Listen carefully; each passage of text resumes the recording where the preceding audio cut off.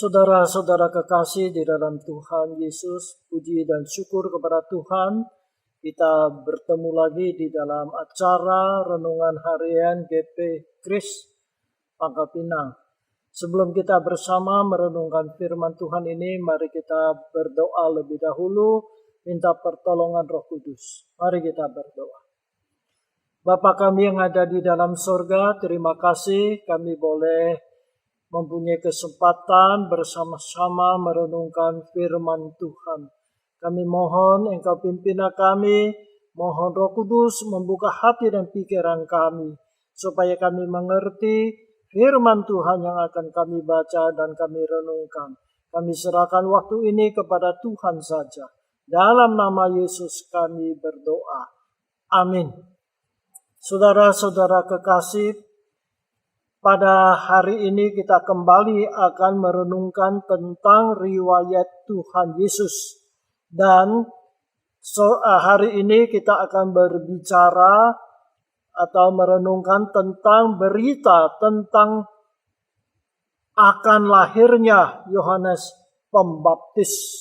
Nah, tentang topik ini di dalam Alkitab tercatat di dalam Injil Lukas pasal 1 ayat 5 sampai ayat 25. Tetapi karena ayat-ayat ini cukup panjang, maka saya hanya membaca sebagian saja, tapi tidak seluruhnya.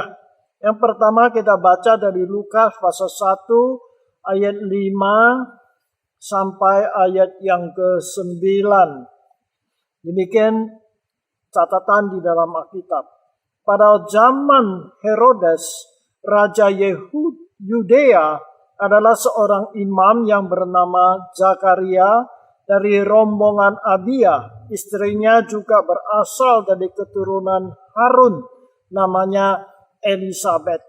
Keduanya adalah benar di hadapan Allah dan hidup menurut segala perintah dan ketetapan Tuhan dengan tidak bercacat. Tetapi mereka tidak mempunyai anak, sebab Elisabet mandul dan keduanya telah lanjut usia. Pada suatu kali, waktu tiba giliran rombongannya, Zakaria melakukan tugas keimanan di hadapan Tuhan. Sebab ketika diundi, sebagaimana lazimnya untuk menentukan imam yang bertugas, dialah yang ditunjuk untuk masuk ke dalam bait suci dan membakar ungkupan. Kemudian ayat 11 sampai ayat yang ke-13 dan selanjutnya. Maka tampaklah kepada Zakaria seorang malaikat Tuhan berdiri di sebelah kanan mezbah pembakaran ungkupan.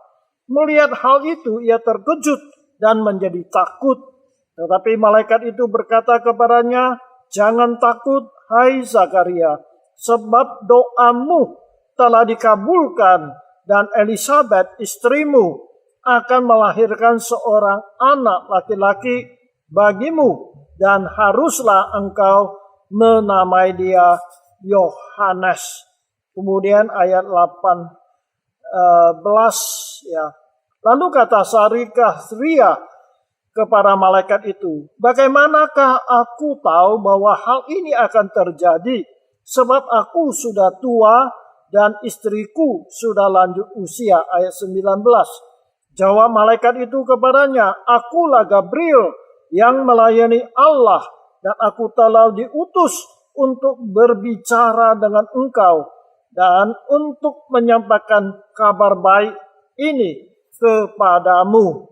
Sesungguhnya engkau akan menjadi bisu dan tidak dapat berkata-kata sampai kepada hari di mana semuanya ini terjadi, karena engkau tidak percaya akan perkataanku yang akan nyata kebenarannya pada waktunya." Ayat 23. Ketika selesai jangka waktu tugas jabatannya, ia pulang ke rumah. Berapa lama kemudian Elisabet istrinya mengandung dan selama 5 bulan ia tidak menampakkan diri, katanya. Ayat 25.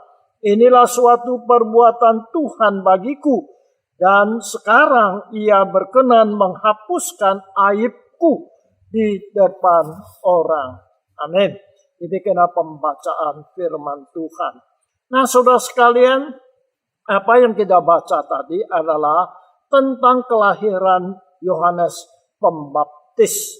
Nah, saudara sekalian, di sini mencatat malaikat Tuhan itu Gabriel datang kepada Zakaria bahwa istrinya itu Elizabeth akan melahirkan seorang anak laki-laki. Tetapi Zakaria tidak percaya akan berita yang disampaikan oleh malaikat itu. Karena dia sudah tua, demikian juga istrinya sudah tua. Bagaimana mungkin mereka yang sudah tua ini akan mendapat anak? Tetapi malaikat itu mengatakan, aku adalah malaikat Gabriel yang diutus Allah untuk menyampaikan berita baik dan penting ini.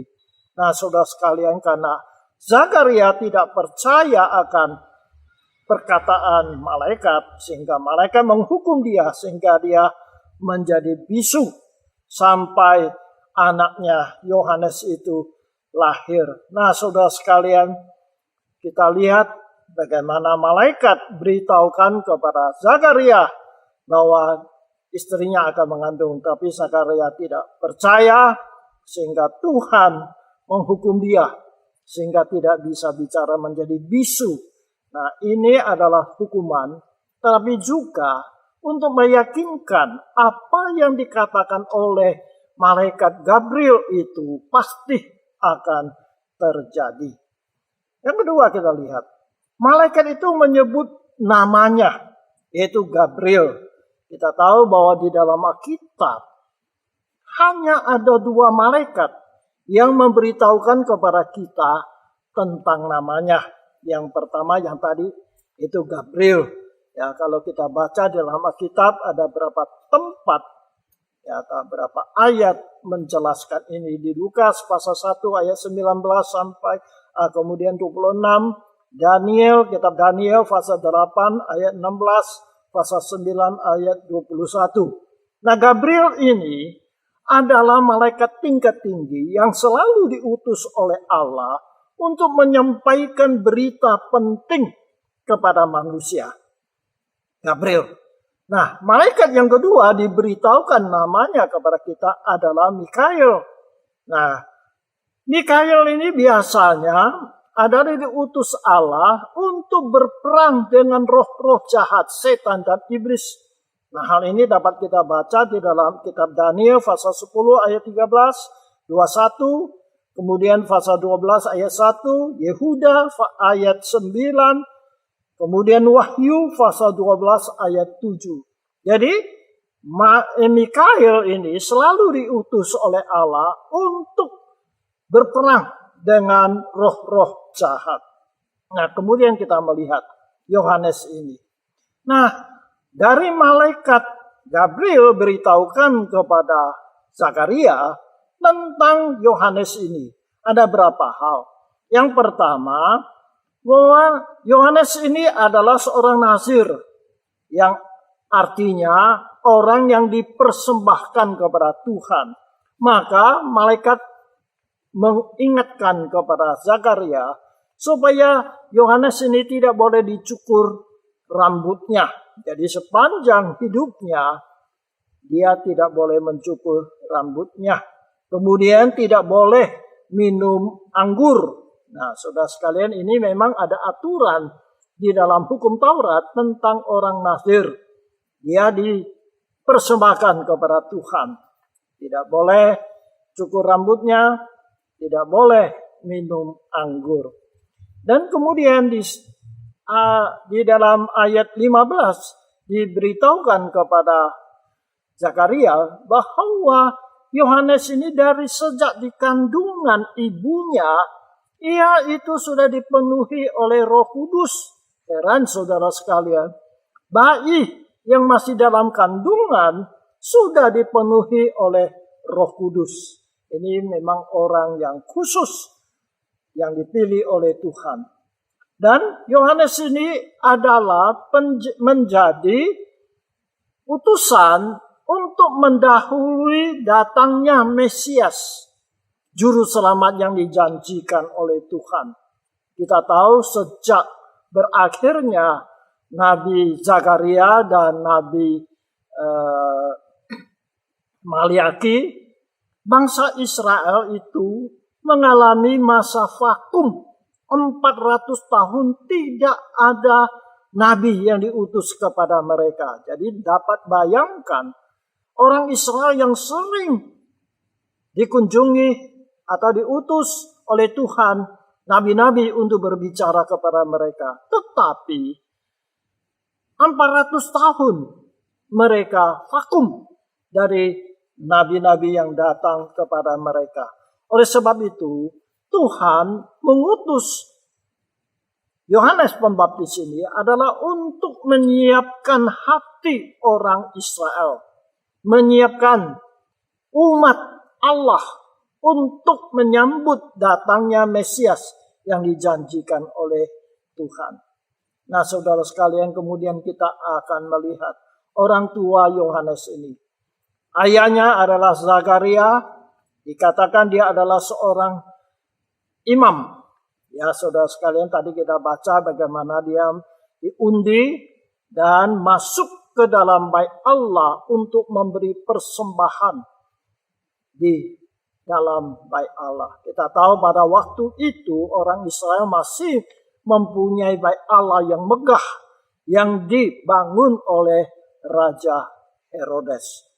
Nah, saudara sekalian, dikatakan bahwa Zakaria dan istrinya Elisabeth adalah orang yang benar, yang tidak ada cacat, yang selalu mentaati perintah Tuhan.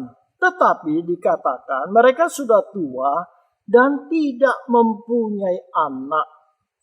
Kita tahu pada waktu itu orang Israel punya satu pandangan yang keliru, yaitu kalau seorang perempuan menikah dan tidak punya anak, mereka anggap perempuan itu pasti ada sesuatu yang nggak beres. Sehingga Tuhan menghukum dia tidak punya anak. Jadi seorang ibu atau seorang istri kalau tidak punya anak, dia menjadi bahan guyonan atau bahan tertawaan, penghinaan bagi orang lain. Jadi kita dapat bayangkan Elisabeth ini, ya, seorang istri yang baik, tetapi tidak punya anak. Oleh sebab itu, saudara sekalian, kita baca di dalam Alkitab yang kita baca tadi, bahwa mereka adalah orang yang benar di hadapan Tuhan, tetapi mereka tidak punya anak. Nah, saudara sekalian, kemudian kita dapat menyimpulkan dari berita tentang kelahiran Yohanes Pembaptis ini. Setidak-tidak saya melihat ada 3 pelajaran bagi kita. Yang pertama, bahwa Tuhan menjawab doa kita belum tentu menurut kehendak kita, kemauan kita. Saya yakin Zakaria dan Elisabeth sejak menikah, mereka itu sudah minta Tuhan karuniakan anak kepada mereka. Tetapi Alkitab mengatakan mereka sampai tua tidak punya anak. Padahal mereka adalah orang yang benar. Orang yang tidak cacat di hadapan Tuhan. Jadi saudara sekalian, di sini kita lihat orang yang berdoa kepada Tuhan belum tentu Tuhan menjawab doanya segera seperti yang dimintakan. Sampai mereka sudah tua, sudah lanjut usia, barulah Tuhan mengabulkan permintaan mereka. Yang kedua, dari peristiwa ini kita lihat bahwa Allah kita itu adalah Allah yang maha kuasa. Bagi manusia tidak mungkin lagi Elisabeth itu mengandung dan melahirkan. Tetapi bagi Tuhan tidak ada yang mustahil. Sudah tiba waktunya Tuhan karuniakan seorang anak laki-laki untuk Zakaria dan Elisabeth ini. Jadi saudara sekalian, Tuhan kita adalah Tuhan yang maha kuasa. Ya, yang mencipta langit dan bumi. Maka itu di dalam kita mengatakan bagi Allah tidak ada yang mustahil. Bagi manusia mungkin ada batas-batas kemampuan, tetapi bagi Allah tidak demikian. Dan yang ketiga, dari peristiwa tentang kelahiran Yohanes ini, janganlah kita cepat menghakimi seseorang kalau orang itu mengalami hal-hal yang tidak menyenangkan. Seperti tadi saya katakan, Elisabet dan Zakaria orang yang benar, selalu mentaati kehendak Tuhan, tetapi mereka nggak punya anak. Di pandangan masyarakat orang Yahudi, mereka itu adalah orang yang dihukum oleh Tuhan. Tetapi nyatanya tidak demikian, saudara sekalian. Jadi sekali lagi, janganlah kita menghakimi seseorang kalau dia itu mengalami hal-hal yang tidak menyenangkan. Ya, jangan kita pikir kalau orang yang mengalami sesuatu yang tidak menyenangkan atau mengalami hal yang tidak lancar, pasti karena dihukum oleh Tuhan. Belum tentu, saudara sekalian. Sebaliknya, orang yang mengalami hal-hal yang lancar, belum tentu itu adalah berkat Tuhan, saudara sekalian. Oleh sebab itu, sekali lagi, janganlah kita cepat-cepat menghakimi seseorang kalau orang itu mengalami hal-hal yang tidak menyenangkan. Seperti Zakaria dan Elisabet ini. Mereka orang benar. Tidak bercacat di hadapan Tuhan. Tetapi mereka nggak punya anak. Tetapi Alkitab mengatakan mereka orang benar. Oleh sebab itu, saudara sekalian, orang benar belum tentu tidak akan mengalami hal-hal yang tidak lancar. Kiranya Tuhan menolong kepada kita supaya kita memberi penilaian yang benar kepada seseorang. Tuhan berkati kita dari ayat yang kita baca tadi tentang kelahiran Yohanes Pembaptis. Dia diutus oleh Tuhan menjadi perintis bagi jalan Tuhan Yesus datang ke dunia ini. Artinya Tuhan memakai dia untuk menyiapkan umatnya untuk menyambut juru selamat yang dijanjikan oleh Tuhan. Kiranya Tuhan menolong kita. Amin. Mari kita berdoa. Terima kasih ya Tuhan Yesus. Sebelum Engkau datang ke dunia ini, Engkau telah mengutus Yohanes Pembaptis sebagai perintis membuka jalan bagi Kristus. Terima kasih Tuhan. Dan kami baca bagaimana orang tuanya Zakaria tidak percaya akan berita tentang kelahiran Yohanes ini. Sehingga Tuhan menghukum dia menjadi bisu. Tetapi Tuhan, kami bersyukur karena Engkau adalah Tuhan yang Maha Kasih. Bagi Engkau tidak ada yang mustahil. Terima kasih Tuhan, biarlah melalui renungan hari ini kami tahu bahwa Engkau adalah Tuhan yang Maha Kuasa. Sekalipun doa kami, permintaan kami tidak langsung dijawab oleh Tuhan, tetapi Engkau tidak pernah lupa akan doa kami. Janji Tuhan tidak pernah lupa kepada kami. Terima kasih Tuhan, terima kasih. Berkati kami supaya iman kami kepada Engkau tetap teguh. Dalam nama Tuhan Yesus kami berdoa. Amin. Terima kasih. Sampai berjumpa lagi pada kesempatan yang lain. Amin.